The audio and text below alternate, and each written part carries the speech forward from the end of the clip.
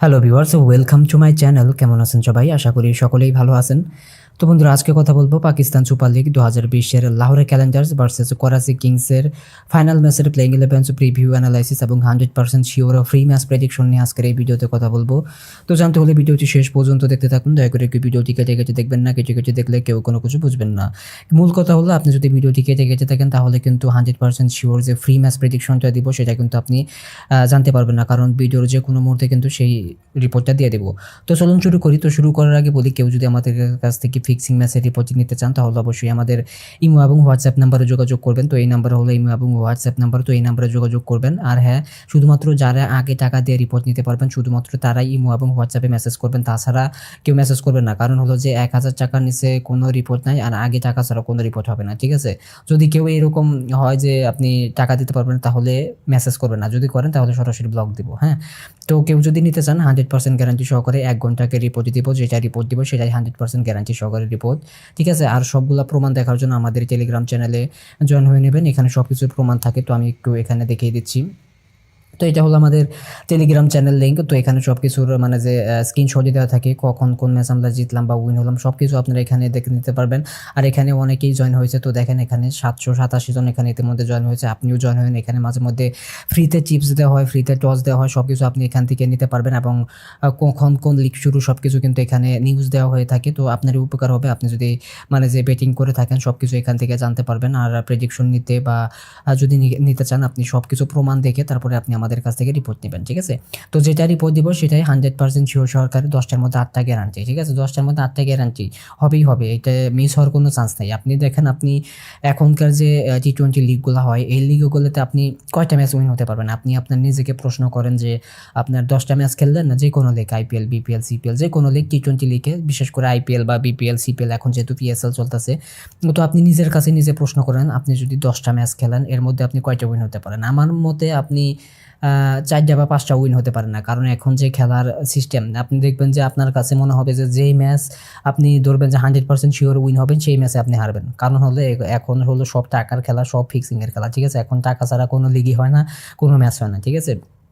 কখন কোন সময় টাকার কারণে ম্যাচ হেরে যাবে আপনি নিজেও বুঝতে পারবেন না, ঠিক আছে? অনেক বড় বড় দল দেখবেন যে আপনার হেরে গেছে, 3-4 হাজার রেটের দল জিতে গেছে, ঠিক আছে? এইরকম হবেই। আপনি নিজের কাছে নিজে প্রশ্ন করে দেখেন যে আপনি 10টার মধ্যে কয়টা জিততে পারবেন, ঠিক আছে? আমি ধরে নিলাম আপনি 5টা জিতলেন, সো 10টার মধ্যে যদি আপনি 5টা জিতেন তো সেখানে সব ক্ষেত্রে হবে বড় দল, ঠিক আছে? রেট দিয়ে জিতে হবে, সবগুলাতেই রেট দিয়ে আপনাকে জিততে হবে। আর রেট দিয়ে যদি আপনি হেরে যান তাহলে কিন্তু আপনার বিশাল লসে পড়বে, লাভের চেয়ে আপনার লসই দ্বিগুণ হয়ে যাবে, ঠিক আছে? আর এখানে আমরা বলতেছি যে 10টার মধ্যে মিনিমাম 8টা, আমরা 10টার মধ্যে 9টা বা 10টাই শিওর দিই, কিন্তু আমরা 2টা ম্যাচ হাতে রেখে দিছি, বাই চান্স কথা বলা যায় না। তো 10টার মধ্যে মিনিমাম 8টা উইন হবেন, এটা হলো 100% গ্যারান্টি। আমাদের টেলিগ্রাম চ্যানেল আছে, ওখানে আপনি চেক করে নিতে পারবেন যে আমাদের সব কিছু হয় কিনা, আমাদের কথা কাজে মিল আছে কিনা, ঠিক আছে?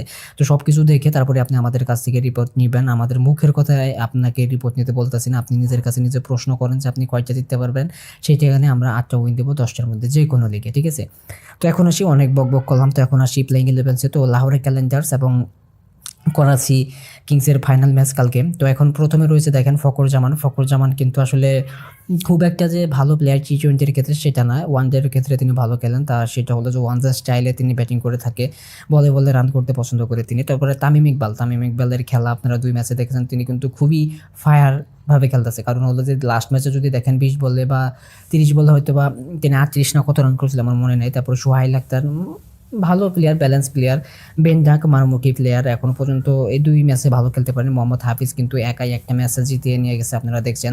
তারপরে ডেভিস ওয়াইস খুবই ভালো প্লেয়ার, খুবই ভালো বল করে এবং খুবই ব্যাটিং করে, ঠিক আছে? লাস্ট ম্যাচ আপনারা দেখছেন ডেভিস ওয়াইস কিন্তু যেখানে লাহোরে চ্যালেঞ্জার্স 150 রানের মধ্যে প্যাকেট হওয়ার কথা ছিল সেখানে কিন্তু 183 রানে 82 রানে নিয়ে গেছিলো শুধুমাত্র ডেভিস ওয়াইসের কারণে। তারপর সামিত প্যাটেল বোলিং অলরাউন্ডার বা ব্যাটিং অলরাউন্ডার যেটাই বলেন না কেন, সামিত প্যাটেল কিন্তু বোলিংয়ে চেয়ে আমার সাথে ব্যাটিংই ভালো করে, কারণ তিনি লেগ স্পিন বল করে সাথে ব্যাটিংও করে ভালো। তারপর হচ্ছে শাহিন আফ্রিদি, খুবই ভালো মানের বোলার। হ্যারিস রহিফ লাস্ট ম্যাচে তিনি ভালো বল করেছেন। তারপরে রাজা ফারজান এবং দিলওয়ার হোসেন খুবই কিন্তু ভালো মানে যে ব্যাটিং বোলিং করেছে। তারপর হচ্ছে করাচি কিংসের প্লেইং ইলেভেন্সে যদি দেখি তো এখানে প্রথমে রয়েছে শারজিল খান। শারজিল খান কিন্তু খুবই মানে যে মারমুখী একজন ব্যাটসম্যান। তারপর হচ্ছে বাবর আজমের কথা, ওয়ার্ল্ড ক্লাস ব্যাটসম্যান, যাকে বলে যে মানে যে Virat Kohli style, same player, ঠিক আছে? তো খুবই ভালো মানের প্লেয়ার টি-20 ক্ষেত্রে। এখন হয়তো বা তিনি টি-20তে নাম্বার 1 রয়েছে।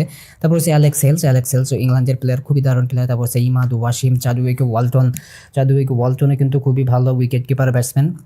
ঠিক আছে, তারপর হচ্ছে ইফতেখার আহমেদ, শিফার রাদারফোর্ড কিন্তু লাস্ট ম্যাচে যে সুপার ওভার হয়েছিল সেই সময় কিন্তু তিনি নেমেছিলেন, খুবই ভালো খেলেছে, 6 মেরেছিল। তো সেই কারণে কিন্তু করাচি কিংসে ভালো রানস পায় হলো সুপার ওভারে, 14 রান করেছিল। ওয়াইনে পার্নেল যে আমার মনে হয় যে তাকে বসানো উচিত, কারণ তিনি খুব একটা যে শুধুমাত্র বোলিংই পারে, কিন্তু খুব একটা যে ভালো বল করেছে লাস্ট ম্যাচে সেটা কিন্তু বলা যাবে না, খুবই বাজে বল করেছে। ঠিক আছে, তারপর হচ্ছে ওয়াকাস মাসকুদ, তারপর হচ্ছে আরশেল ইকবাল এবং মোহাম্মদ আমির আউটস্ট্যান্ডিং বল করেছে লাস্ট সুপার ওভারে। ঠিক আছে, সবগুলা বল তিনি ইয়র্কার লাইনতে বল করেছে, একটাও মানে যে ফুল টাচ যায়নি, সবগুলা পারফেক্ট ইয়র্কার করেছে। সেই কারণে কিন্তু করাচি কিংস জিতে গেছে। তো এখন দুই দলেরই আপনারা প্লেইং 11 দেখলেন। তো এই দুই ম্যাচের মধ্যে আসলে ফাইনাল খেলা কেউ কাউকে ছাড় দিয়ে খেলবেন না। যদি আপনি 1 ঘন্টা আগে রিপোর্ট জানতে চান 100% গ্যারান্টি সহকারে, তাহলে আমাদের ইমো এবং হোয়াটসঅ্যাপ নাম্বারে যোগাযোগ করবেন। এটা হলো আমাদের ইমো এবং হোয়াটসঅ্যাপ নাম্বার। এখানে সব কিছু আপনারা 100% গ্যারান্টি সহকারে পেয়ে যাবেন 1 ঘন্টা আগে।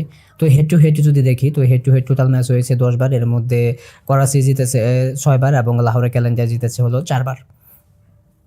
লাস্ট 5 ম্যাচে যদি দেখি এদের মধ্যে যে নিজেদের মধ্যে মোকাবেলা, তো করাচি কিংসে 2 বার জিতেছে, আর এখানে লাহোরে ক্যালেন্ডার্সে 2 বার জিতেছে। একটা ম্যাচ কিন্তু এখানে হয়নি, টাই হয়েছিল 3 রানসে। ঠিক আছে, তো তারপর রিসেন্ট ফর্ম যদি দেখি, তো করাচি কিংসে লাস্ট 5 ম্যাচে 3টাতে উইন 2টাতে লস্ট, এবং লাহোরে ক্যালেন্ডার্স এখানে কিন্তু লাস্ট 5 ম্যাচে 4টাতে উইন 1টাতে লস্ট হয়েছে তারা।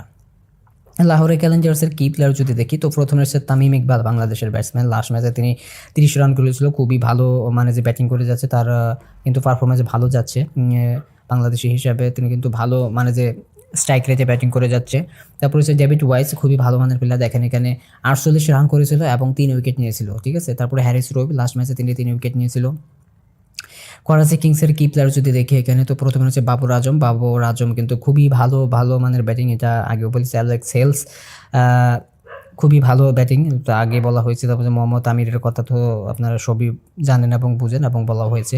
তো পিচ রিপোর্ট যদি বলি, ন্যাশনাল স্টেডিয়ামে খেলা করাচিতে, তো এখানে এবার স্কোর হল 153, তো এখানে 160-65 রান হলেই খুবই ভালো হয়, কিন্তু ইদানিং রান বেশি হচ্ছে, 170 সেজ হয়ে যায়, তারপরে 183 হয়ে যায়, খুবই ভালো রান হচ্ছে। আশা করা যায় যে 170 থেকে 180-এর মধ্যে রানের মধ্যেই থাকবে ফাইনাল ম্যাচে।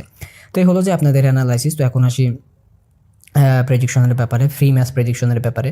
সেটা হলো যে ফ্রি ম্যাচ প্রেডিকশন দেওয়ার আগে আপনাদেরকে বলি যে আপনি যদি ফ্রিতে ম্যাচ প্রেডিকশন নিতে চান, তাহলে অবশ্যই একটা কাজ করতে হবে। সেটা হলো যে আপনাকে প্রথমে এই ভিডিওতে একটা লাইক করতে হবে, তারপরে চ্যানেলটি সাবস্ক্রাইব করতে হবে, তারপর আমাদের টেলিগ্রাম যে চ্যানেল রয়েছে, আমাদের টেলিগ্রাম চ্যানেলে জয়েন হবেন। তবে এই ভিডিওতে যদি 200 লাইক কমপ্লিট হয়, তাহলে শুধুমাত্র আমরা টেলিগ্রাম চ্যানেল যখন খেলা শুরু হবে তখন কিন্তু রিপোর্ট দেবো। আর যারা 1 ঘন্টা আগে রিপোর্টটি নিতে চান আমাদের কাছ থেকে 100% গ্যারান্টি সহকারে, তারা অবশ্যই এই নাম্বারে যোগাযোগ করবেন।